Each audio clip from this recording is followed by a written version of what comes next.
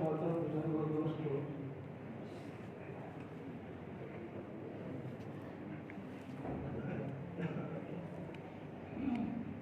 अल्लाह तबारक व तआला का बहुत बड़ा करम और ऐसा हुआ कि अल्लाह पाक ने मंदिर की नमाज बाजमात पढ़ने की तौफीक नसीब की। मज़ीद करम ये हुआ कि दिन की निस्बत पर दिन की खुशियों को लेकर जमा अल्लाह हमारे जमा होने को कबूल फरमाए। भाई दोस्तों बुजुर्गों, दिन की ये मेहनत और इसकी निस्बत पर हमारा जमा होना, ये हमारी सबसे बड़ी जरूरत को पूरा करने की मेहनत है।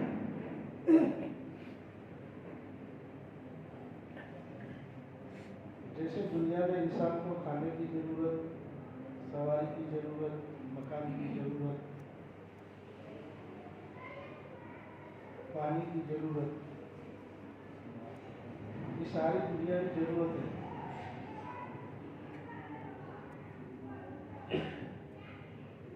इसी तरह भाई दोस्तों बुजुर्गों, हमारी बहुत बड़ी जरूरत को पूरा करने के लिए दिन की मेहनत है। कोई आदमी खाना कमाने के लिए या खाना हासिल करने के लिए मेहनत नहीं करता, लेकिन दुनिया के अंदर बसने वाला इंसान जो है इस बात को अच्छी तरह समझता है कि इन तमाम जरूरतों को पूरा करने का दुनियावी सबब जो है वो पैसा है।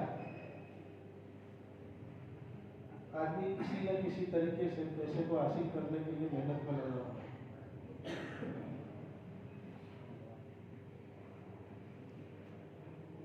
फिर माहौल जब बनता है भाई दोस्तों बुजुर्गों, तो माहौल आदमी को बात आसानी से समझाता है। अच्छी बात का माहौल बना तो आदमी अच्छी बात जो है आसानी से समझ जाता है, और अच्छी बात का अगर माहौल नहीं है तो बुरी बात भी आदमी को अच्छी लगती है। इंसानों की दुनिया पर मेहनत का ये असर है। दुनिया में खाना कमाना, घर, कारोबार, मकान, ये तो सामने की चीज है, आदमी को आसानी से समझ में आता है। लेकिन इसके पीछे एक जिंदगी है जो मौत के बाद शुरू होती है। वो बगैर नबियों के समझा आदमी के समझ में नहीं आती, इसलिए अल्लाह पाक ने अंबिया अलैहिस्सलातु वस्सलाम को मबूस कर दिया।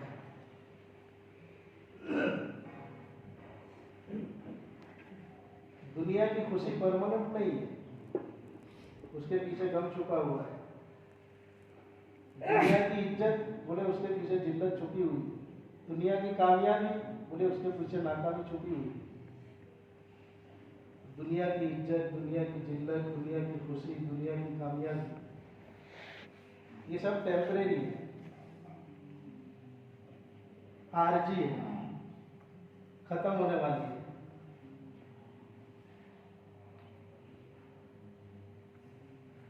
इसलिए किसी अंग्रेज ऑथर ने एक सुलभ लिखा हुआ है कि दुनिया का इंसान जो है, अंग्रेजी में उसने लिखा है इंसानों के बारे में,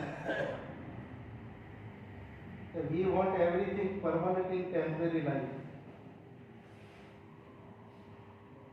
हम हर चीज हमेशा के लिए चाहते हैं, टेम्परेरी लाइफ जिसकी कोई गारंटी नहीं।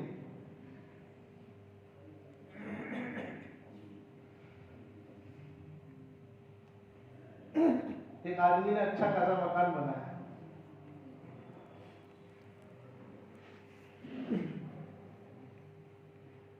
अब उसको पूछा जाए कि तू जिस मकसद के पीछे मेहनत कर रहा है, तेरे पास इसकी गारंटी है कि तू उससे फायदा उठा सकेगा? वो कहेगा ये तो मुकद्दर की बात है, मुकद्दर में होगा तो फायदा उठाएंगे, नहीं होगा तो। साउथ का रहने वाला एक आदमी केरला में, दुबई में रहता था, पूरी जिंदगी भर का सरमाया उसने लगाया, मकान बनाया, कारोबार करता था, और अपने गांव में इतना बड़ा मकान बनाया, उसने उस मकान के अंदर बड़े बड़े बाथरूम बनाए, और बाथरूम के अंदर बड़े बड़े टब टाइप बाथरूम होते हैं ना, आजकल लोग देखते हैं, वेस्टर्न टाइप कल्चर जो वहाँ देखा जाएगा कि बड़े लोगों के घर में बाथरूम बड़ा होता है, वहाँ पे आदमी लेट के ना आए। होते हैं ना।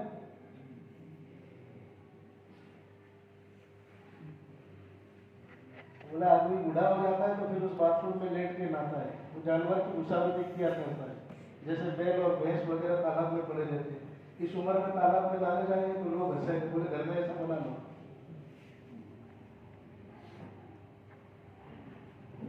तो बड़े बड़े टप टाइप बाथरूम बनाए थे उसने। जिस दिन उसके घर का उद्घाटन था, वो आने वाला था, उसके एक दिन पहले उसका इंतकाल हो गया। उसकी लाश को ताबूत में बंद करके लाया गया। जब गांव में पहुंचा तो लोगों ने कहा कि इसको गुसल कहाँ देंगे, तो भाई उसने बहुत बड़ा मकान बनाया, उसमें बड़े बड़े बाथरूम बने हुए टब टाइप, वहां पे उसको गुसल दो। तो उसके लड़के को बुलाया गया, तेरे बाप की मैयत को गुसल देना। बोले मेरी माँ को पूछ के आता हूँ। थोड़ी देर के बाद बेटा आया और उसने उन लोगों से यूं कहा कि मेरी माँ ने यूं कहा है कि मेरे घर का उद्घाटन मुर्दे से नहीं होगा। बनाया किसने? कि जिसने बनाया उसकी मुकद्दर में उसकी मैयत को गुसल देने की भी इजाजत।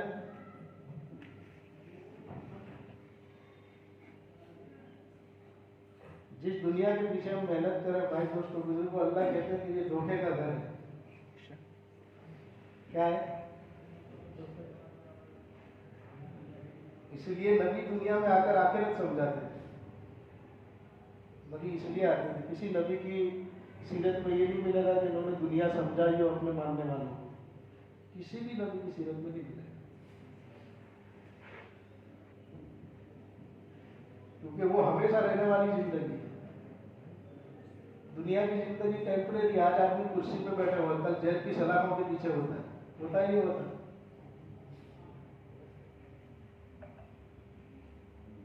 तो नबी आकर आखिरत समझाते।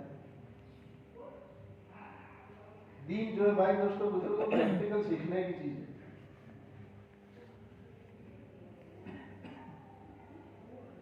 जिस नमाज को मैं और आप पढ़ रहे हैं, अल्लाह के नबी सल्लल्लाहु अलैहि वसल्लम को पहली मरतबा जिब्रील अलैहिस्सलाम ने आकर तमाम नमाजें अमल वक्त में पढ़ा के बताई, प्रैक्टिकल नमूने के तौर पर, अमली तौर पर। फजर का नमाज की है, इस तरह नमाज पढ़ी, जोहर की, असर।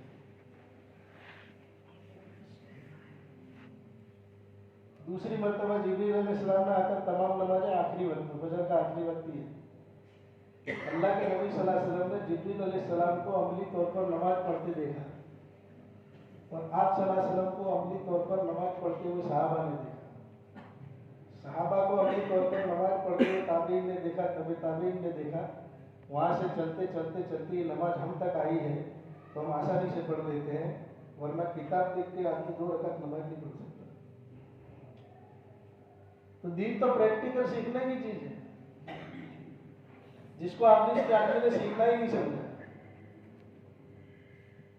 निजामुद्दीन मरकज पर मौलाना यूसुफ थे पुराने, हजरत जी नहीं, एक मौलाना थे। ये 83-84 की बात बता रहा हूँ। उस जमाने में बनने वाली मस्जिद बहुत छोटी थी, तो अंदर घुसो तो हो जाता था वजू खाने में। वहां बैठ के पान खा रहे थे, नाली भी लाल कर दी थी, कपड़े भी लाल कर दिए थे। जिस आदमी को पान खाना नहीं आता उसको थूकना भी नहीं आता। किसी आदमी ने पान ना खाया उसको पहली मरतबा खिलाओ, अपने कपड़े तो लाल करेगा, बाजू वाले में भी लाल कर देगा थूक के। जिसने जिंदगी में कभी बीड़ी ना पी हो उसको पहली मरतबा पिलाओ, बजाय नाक के कान में से धुआं निकलेगा। जिसने पेप्सी कोला ना पिया उसको पिलाओ, पहली मरतबा वो पिएगा। और अगर डकार आ गया, हड़बड़ा गया तो आंख में से भी पानी, नाक में से भी पानी।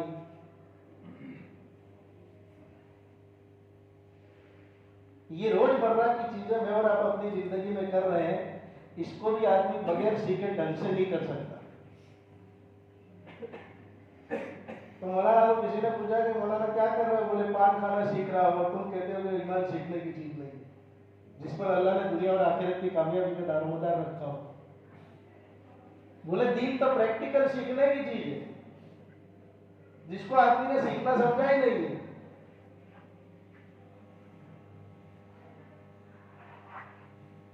इसलिए दुनिया में अल्लाह ने नबियों को भेजा ताकि दुनिया के बसने वाले इंसानों को बताए कि तुम्हें जिंदगी कैसे गुजारनी। नबी आते और बताते।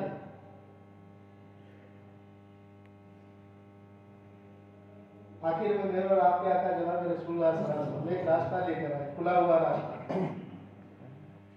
हाईवे जिसको कहते हैं, एक्सप्रेस हाईवे, जिसमें रात भी दिन की तरह मालूम होती है।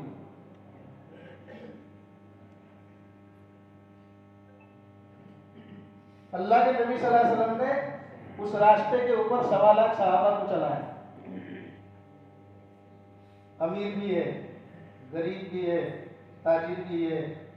और अमीर, आज का अमीर तो नकली करोड़पति है, वो तो ओरिजिनल माल वाले थे जिसको जमन कहा गया, सोने और चांदी उनके सिक्के रहते थे उनके पास।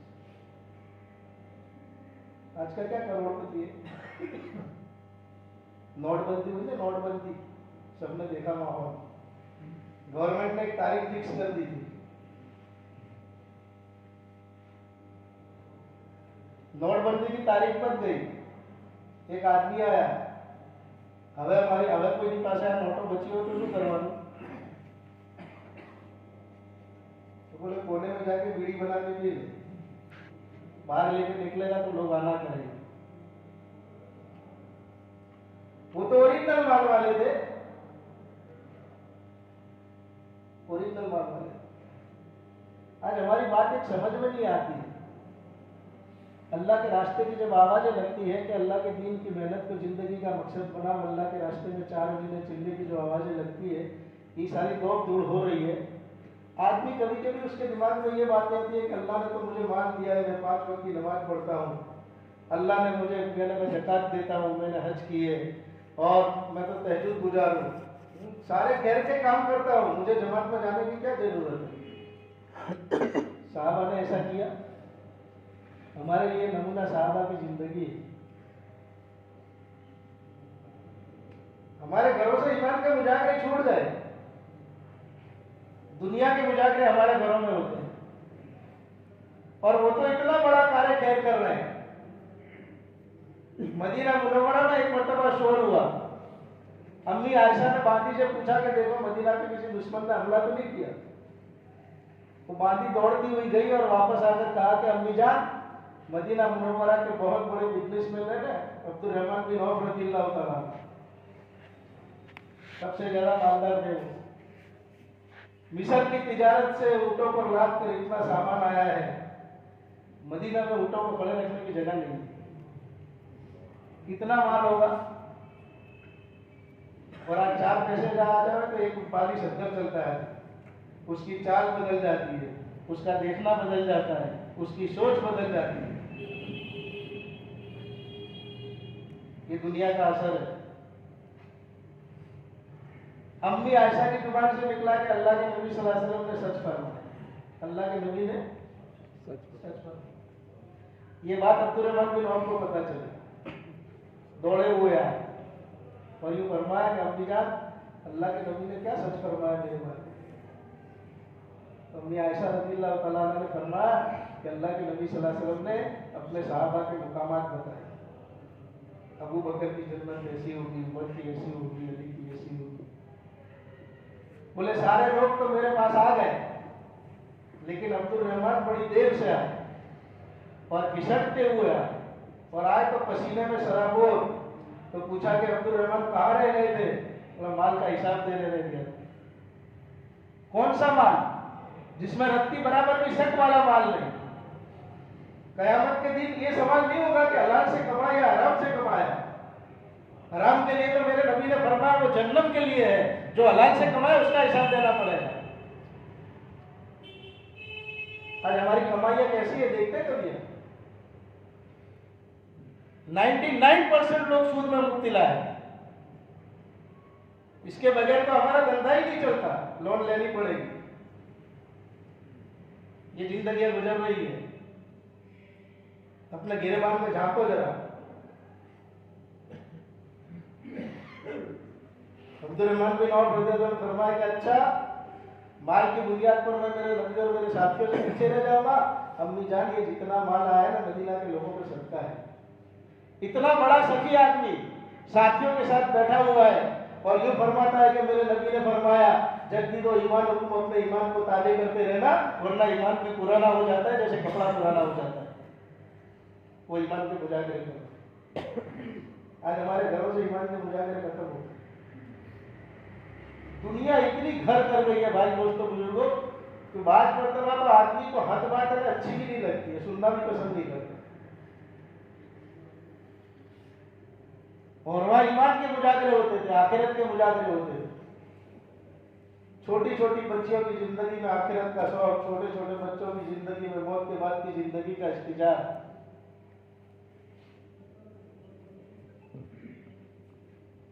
तो बुनियादी चीज मेरे दोस्तों दिलों का यकीन है।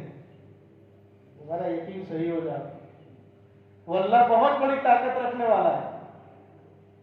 सारे खजानों का मालिक वही है। उसके ऊपर कामिल यकीन और भरोसा होना चाहिए आदमी। इधर उधर की ना सुने कौन सी पार्टी आ रही है जा रही है आ रही है, नहीं, उनके दिल भी अल्लाह के कब्जे में। हम सही मानो में भाई दोस्तों बुजुर्ग इस मेहनत में लग जाते। देखो फिर अल्लाह कैसे पलटता है।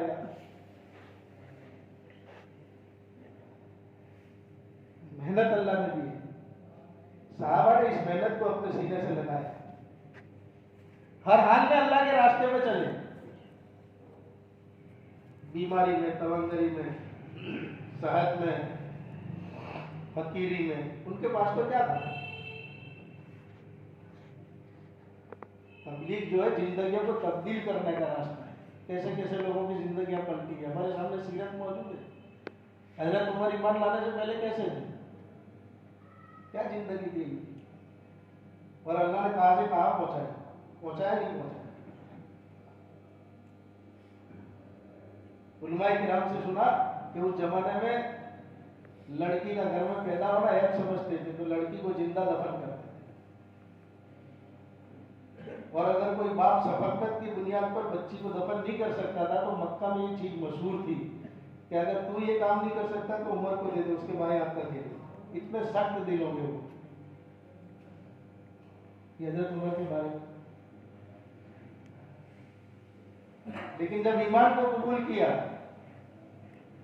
अल्लाह के नबी सल्लल्लाहु अलैहि वसल्लम के हाथ पर हाथ दिया और अल्लाह ने एक दौर वो दिखाया कि आप अमीरुल मोमिनीन बने। और आपके दौरे खिलाफत में इराक के किसी इलाके के अंदर सैलाब आया तो उस जमाने में सवारियां दौड़ाई कि देखो जाओ वहां के समाचार मेरे को दो, वहां की खबरें दो, रोजाना खबरें आपकी हवाई जहाज को देगी। और अमीरुल मोमिनीन परेशान। एक मर्तबा ये खबर आई, एक साथी ने आकर यूं कहा साहब ने कि अमीरुल मोमिनीन सैलाब बड़ी तेजी, उसने बड़ी तेजी पकड़ी, पानी बड़ा तेज आया। अल्हम्दुलिल्लाह, अल्लाह का शुक्र है किसी इंसान की तो जान नहीं गई, लेकिन हाँ अल्लाह की एक हकीर मखलूक जो कुत्ता था वो जा बहक हो गया पानी में बहकर। हजरत उमर रज़ियल्लाहु तआला अन्हु सारी रात परेशान रहे और रोते रहे। सुबह की नमाज के बाद तमाम लोगों को जमा किया और यूं फरमाया कि मैंने तुमको किसी वाद और नसीहत के लिए जमा नहीं किया है, मैं तो तुमसे एक सवाल पूछना चाहता हूं, उसका जवाब दो कि मेरे दौरे खिलाफत के अंदर ये सैलाब आया, उसमें एक कुत्ता जो बह गया और जहां बहक हो गया, इसका कफ़ारा क्या है। कल कयामत के दिन अगर खुदा ने पूछा तो उमर क्या जवाब देगा। ईमान लाने से पहले जिंदा लड़की को दरगोर करना जिसके बाएं हाथ का खेल था, ईमान लाने के बाद भाई दोस्तों बुजुर्गों एक कुत्ते की मौत पर पूछ रहे लोग और रो रहे हैं कि जिंदगी बदली। अल्लाह ने जबरदस्त मेहनत दी है, लेकिन आदमी इस मेहनत को जिंदगी का मकसद बना। आज हमारी तबलीग कैसी है, अल्लाह मुझे भी माफ फरमावे, बुरा मत लगाना। वक्त मिला तो करेंगे, वक्त नहीं मिला तो मेरी दुनिया में जरा भी फर्क ना आए और दीन का काम करिए, हो ही नहीं सकता। जैसे अभी बताया कि जब तक आदमी अपनी दुनिया को कुर्बान नहीं करेगा, अल्लाह से जो ताल्लुक जुड़ना चाहिए ताल्लुक नहीं मिलेगा। और दीन की मेहनत जब सही मानों में होती है तो क्या होता है, कैसी जिंदगी बदलती है कि अल्लाह के नबी सल्लल्लाहु अलैहि वसल्लम उस रास्ते पर 1.25 लाख सहाबा को चलाया। अदी बिन हातिम हुजूर सल्लल्लाहु अलैहि वसल्लम की खिदमत में आए तो आपने फरमाया कि मेरे सहाबा इस रास्ते पर चल रहे हैं, तुम उस पर क्यों नहीं चलते, तुम इस्लाम ले आओ, ईमान कबूल करो। अल्लाह के नबी दावत दे। अब अदी वो तो बादशाह का बेटा था, शहजादा था, उन्होंने सहाबा की जाहिरी हालत को देखा। शुरू के दौर में तो हालात थे, साहबा के पास खाने के लिए भी नहीं था, पेटों पे पत्थर बंधे हुए थे, पैरों में जूते भी नहीं थे, चीथड़े बंधे हुए थे। जाहिरी हालत देखी साहबा की। तो उसने हुजूर सल्लल्लाहु अलैहि वसल्लम ने फरमाया और दिल में इसने ये सोचा कि इनके साथ रहकर मुझे क्या मिलेगा, ये तो भूखे हैं, इनके पास तो खाना भी नहीं है, इनके पास तो पहनने के लिए पूरे कपड़े भी नहीं।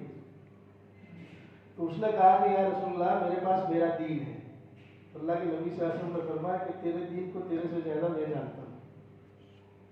तेरे दीन में तेरे बड़े को किसी की ज़कात खाने का हक नहीं है, तू लोगों की ज़कात क्यों खाता है?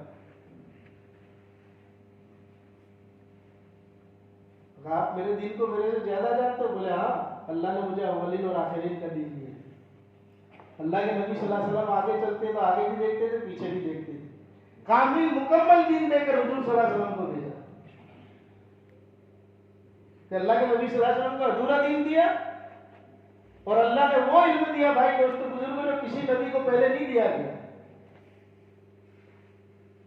कि नमाज पढ़ो अल्लाह वाली और बाकी जिंदगी गुजारो अपनी मर्जी वाली। कामिल मुकम्मल दीन, खाना कमाना सोना उठना बैठना शादी ब्याह मौत मैयत किसी सूबे में उम्मत को यकीन नहीं छोड़ा।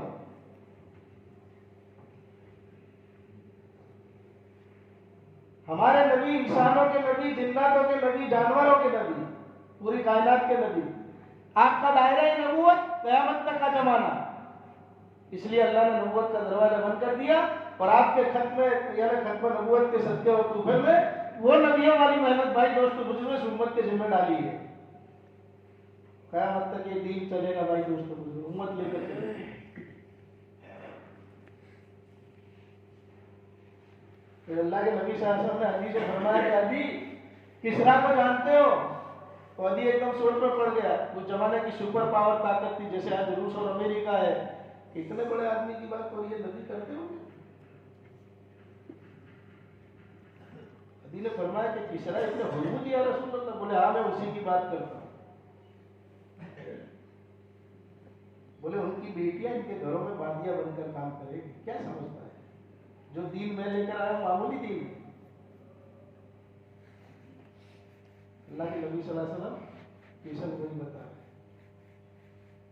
कि जब हकीकत के साथ ईमान और दीन इनकी जिंदगी में आएगा, बोले इनकी बेटियां इनके घरों में बांदिया बनकर काम करेंगी और इनके खजाने सहाबा के कदमों में आएंगे और उनको जमा करने में तू भी होगा। किसको कह रहे हैं? और फिर पूछा कि सना देखा है? बोले देखा नहीं है, सुना है। यमन का एक शहर है, वहां से एक लड़की चलेगी, शक्ल की भी अच्छी होगी, जेवर से लदी हुई, मक्का मुकर्रमा आएगी, तवाफ करके वापस जाएगी। ना उसे अपनी असमत के लूटने का खौफ होगा, ना अपने माल के लूटने का खौफ होगा। जब ईमान की मेहनत होती है तो दुनिया में इतना अमन आएगा। कौन से जमाने में अल्लाह के नबी सल्लल्लाहु अलैहि वसल्लम फरमा रहा है? हमारे दिल इस बात को तस्लीम न करे, अल्लाह के नबी की बात का यकीन ही हमको समझा है। जब ईमान हकीकत के साथ जिंदगी में आएगा और ये भूखे नंगे नजर आते हैं, ये तो कुर्बानी है। कुर्बानी का जमाना लुटाने का होता है और उसके बाद का जमाना अल्लाह की तरफ से इनाम का होता है। अल्लाह इनको इतना देगा, लोग ज़कात देने के लिए फिरेंगे, लेने वाला कोई नहीं होगा। वो दीन अल्लाह बात में अल्लाह के नबी सल्लल्लाहु अलैहि वसल्लम को दिया।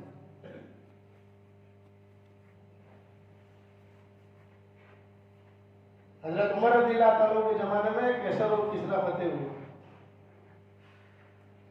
किसरा की बेटियां आई। उस जमाने के अंदर कैदी बनकर जब कैदी लोग आते थे, उसमें औरतें भी होती थी,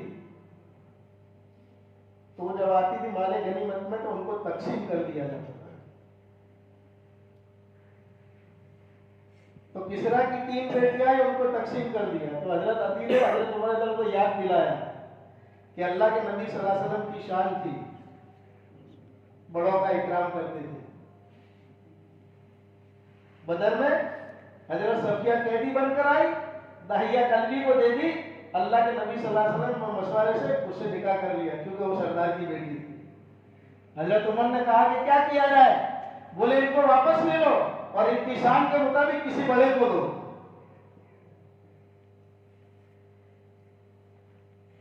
एक लड़की इमाम हुसैन को दी गई, एक लड़की अब्दुल्ला इब्न उमर के हिस्से में, और एक लड़की मोहम्मद इब्न अबू बकर के हिस्से में।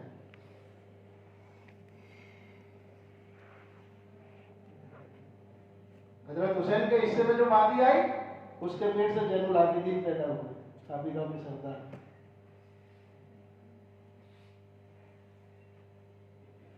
अब्दुल्ला इब्न उमर के हिस्से में जो मादी आई, उसके पेट से हजरत सालिम पैदा हुए, जो हजरत उमर के डुप्लीकेट थे। कि अगर कोई ये देखना चाहे कि हजरत उमर की नमाज कैसी थी, आपकी चाल कैसी थी, बोले सालिम को देख लो।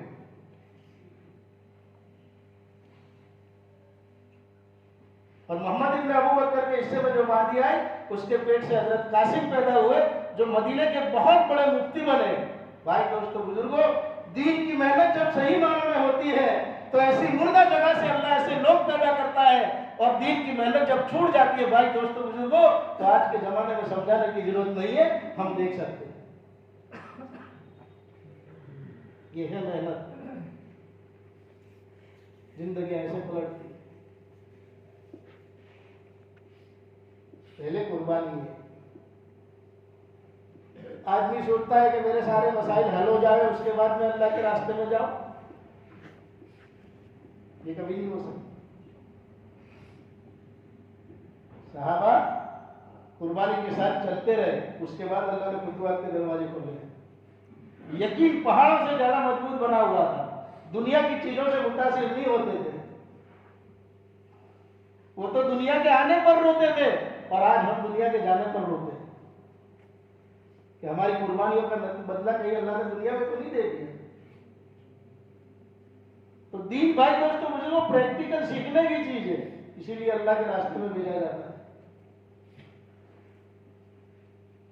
अल्लाह के नबी सल्लल्लाहु अलैहि वसल्लम एक रास्ता लेकर आए, जो भी इस रास्ते पर चलेगा, दुनिया ना होने के बावजूद अल्लाह उसके कामों को बनाएंगे।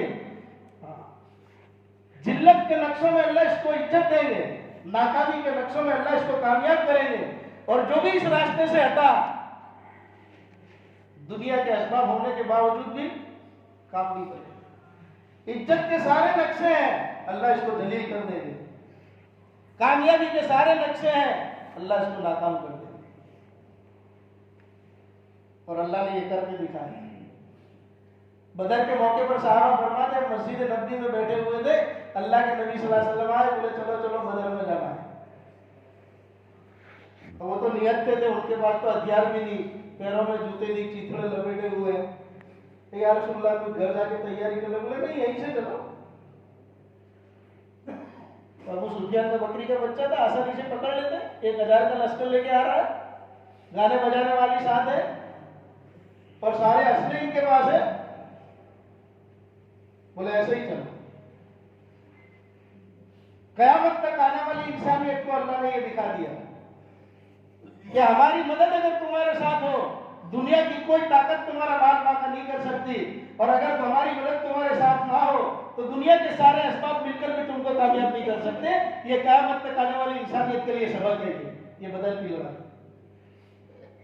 अल्लाह ने किया नहीं किया। 313 और हजारों का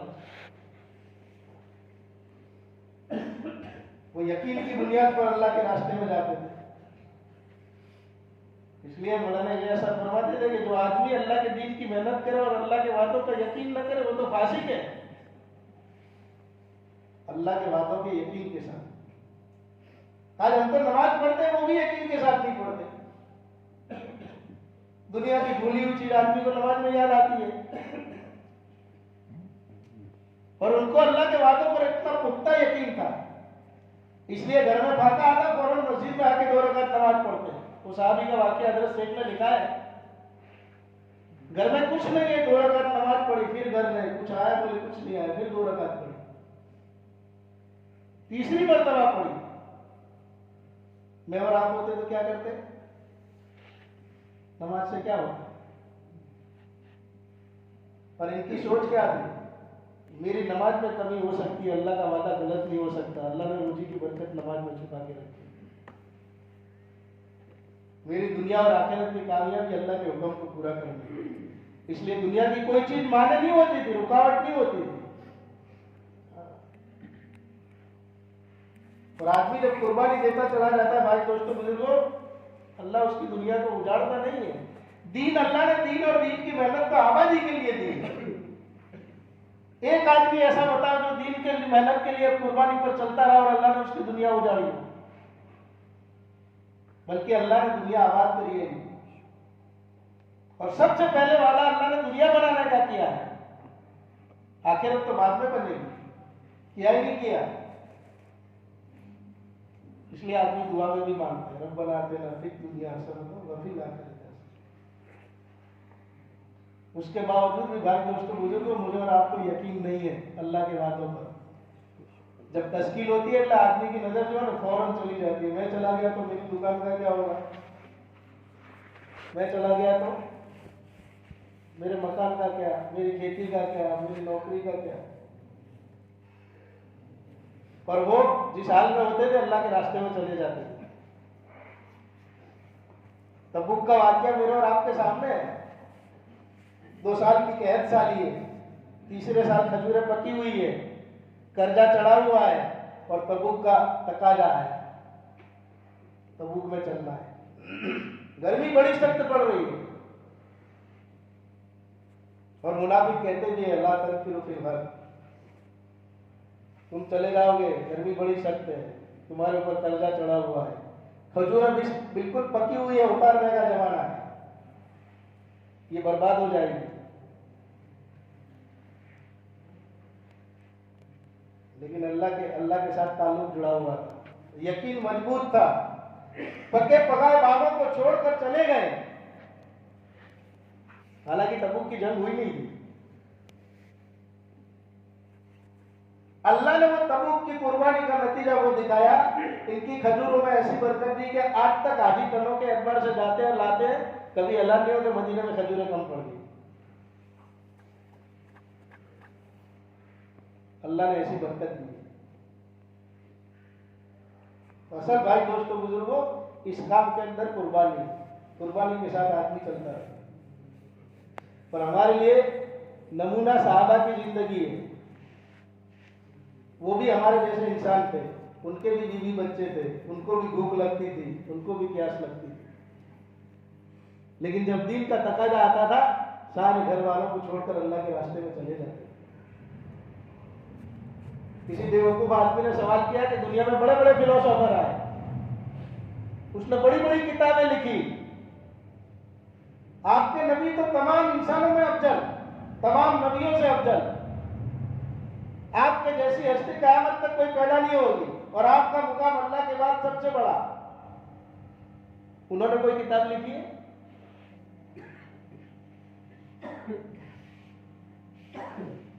बोले हाँ, हमारे नबी ने भी किताबें लिखी, लेकिन उन्होंने किसी दुनिया वाले के पास किताब नहीं लिखवाई। बोले हमारे नबी ने बोलती किताबें लिखी। कैसी लिखी? बोलती किताब। 313 लेकर बदर में गए थे और 10,000 लेकर फतेह मक्का में गए थे और 1.25 लाख लेकर हज्जतुल विदा में गए थे। अगर किसी को यह देखना हो कि मेरे नबी का जबत कैसा था, साहबा की जिंदगी में नमूना मिलेगा। फाका आया तो नबी ने जिंदगी कैसी गुजारी, साहबा की जिंदगी में मिलेगा। खुशी के मौके पर नबी ने कैसी जिंदगी गुजारी, साहबा की जिंदगी में नमूना मिलेगा। बोले हमारे नबी की ये बोलती किताबें हैं। लोगों की समझ में आती थी जिंदगी। इसलिए गालिबन अबू हुरैरा से किसी ने पूछा कि आपके नबी पर कुरान उतरा है, इसको हम देखना चाहते हैं। तो सामने से अबू दरदा जा रहे थे, बोले कुरान देखना है तो उनकी जिंदगी देख लो, चलती फिरती चलता फिरता कुरान की। आज इससे हमारी जिंदगी कोसों दूर हो गई। भाई दोस्तों,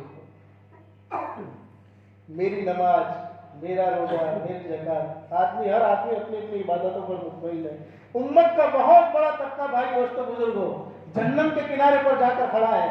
कयामत के दिन अल्लाह ने अगर हमसे पूछ लिया तो हम क्या जवाब देंगे? अल्लाह ने थोड़ी समझ बूझ दी है। अल्लाह का बड़ा एहसान है कि अल्लाह पाक ने हम जैसों को इस काम में लगाया, वरना हम कहां और नबी का काम कहां। ये तो हमारी खुशकिस्मती है। इसलिए भाई दोस्तों बुजुर्गों, दुनिया की 50, 60, 70 साल की जिंदगी के अंदर अल्लाह ने एक मौका दिया है। असल जिंदगी आखिरत की है, मौत के बाद की जिंदगी। जो आदमी दीन को समझने की कोशिश करेगा वो तो गुमराह हो जाएगा। दीन तो मानने की चीज है। जन्नत हक है, इसको मानो।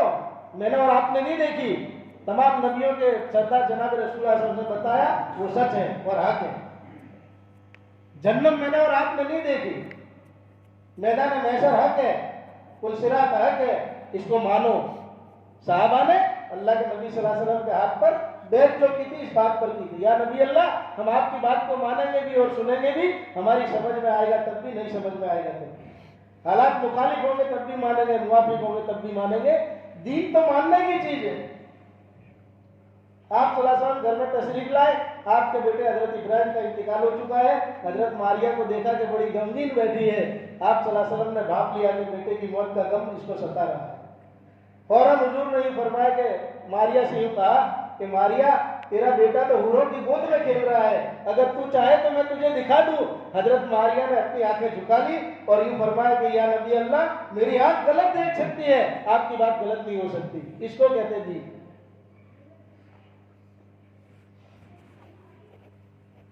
तो दीन भाई दोस्तों बुजुर्गों, अल्लाह पाक ने मुझे और आपको अता फरमाया। इतनी बड़ी दौलत दी अल्लाह ने ईमान की।